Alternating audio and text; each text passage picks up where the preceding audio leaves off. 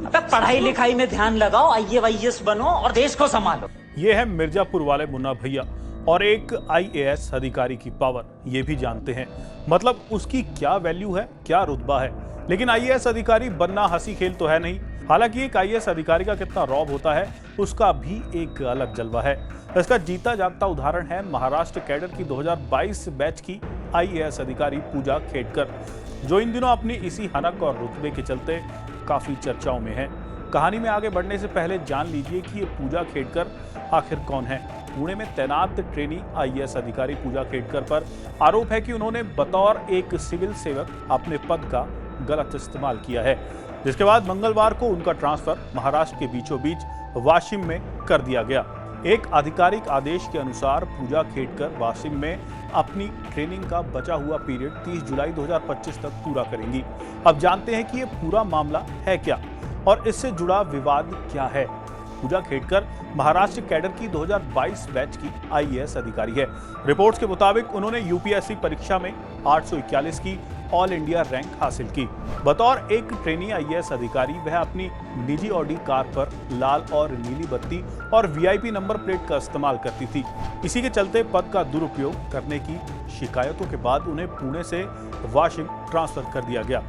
Pune city traffic police ने गुरुवार को पूजा खेडकर को एक नोटिस भी जारी किया। पुलिस ने कहा कि उनको ये ऑडी कार एक प्राइवेट इंजीनियरिंग कंपनी के नाम पर रजिस्टर्ड है और उस पर कुल 27,000 रुपए की कंपाउंडिंग चार्ज के साथ 21 चालान हैं। हालांकि बुधवार को इस मामले में और भी कई चौंकाने वाले खुलासे हुए।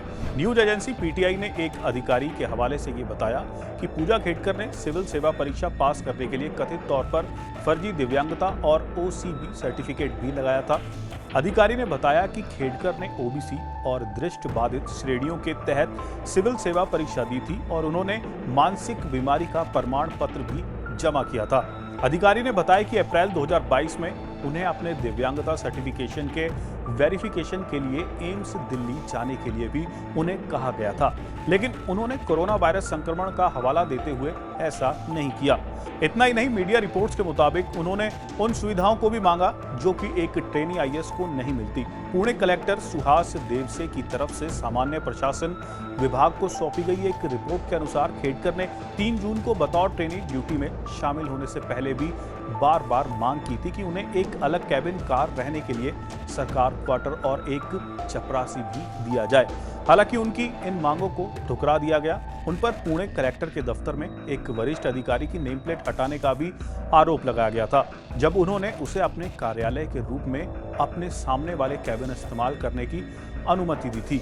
इस बीच नवी मुंबई पुलिस ने महाराष्ट्र सरकार को एक रिपोर्ट सौंपी। इस रिपोर्ट में यह भी कहा गया था कि विवादास्पद प्रोबेशनरी IAS अधिकारी पूजा खेडकर ने एक DCP रैंक के अधिकारी पर चोरी आरोपी को रिहा करने का दबाव बनाने की कोशिश की थी। हालांकि पुलिस ने उस कॉल को लेकर कोई कार्रवाई नहीं की थी। एजेंसी के अनुसार ये मामला 18 मई को पनवेल पुलिस स्टेशन का है। यहाँ पूजा खेडकर ने कथित तौर पर पुलिस उपायुक्त विवेक पानसेर को कॉल किया और उनसे चोरी के आरोपी में गिरफ्तार किए गए ट्रांसपोर्टर ईश्वर उत्तरवाड़े को छोड़ देने की बात कही। पुलिस के अनुसार खेडकर ने DCP से स्पष्ट कहा कि उत्तरवाड़े निर्दोष है और उसके खिलाफ आरोप मामूली है।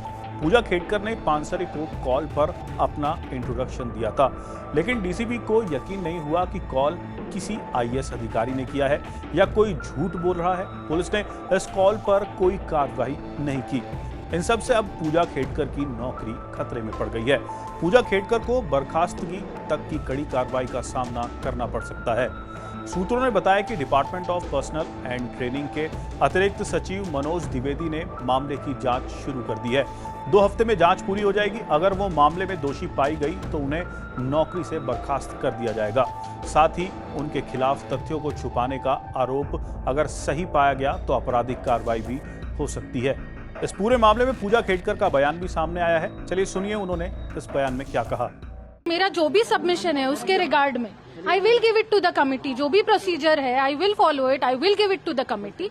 But right now I am not authorise to talk to the media. Madam कई तरह की कार्रवाइयां शुरू हुई है. आपके घर पर बुलडोजर भेजा गया, गाड़ी जब्त लेने की भी कार्रवाई हो रही है, उस पर क्या करेंगे?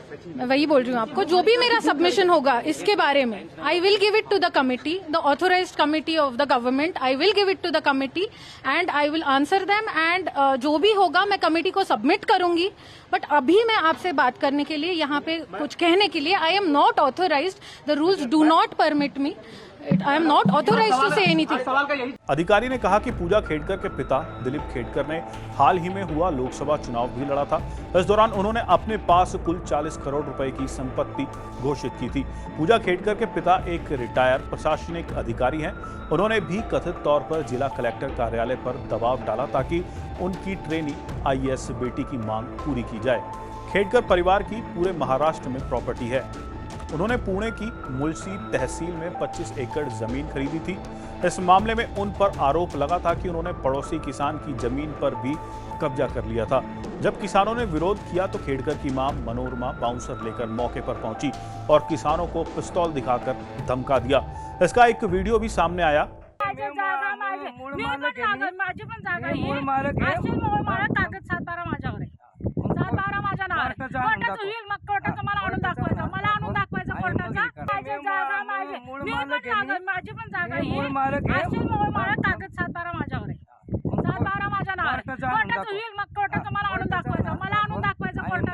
वहीं अगर पूजा खेडकर की प्रॉपर्टी की बात करें तो मीडिया रिपोर्ट के मुताबिक उनके पास पूरे महाराष्ट्र में 5 प्लॉट और 2 अपार्टमेंट है जिनकी कीमत 22 करोड़ रुपए है.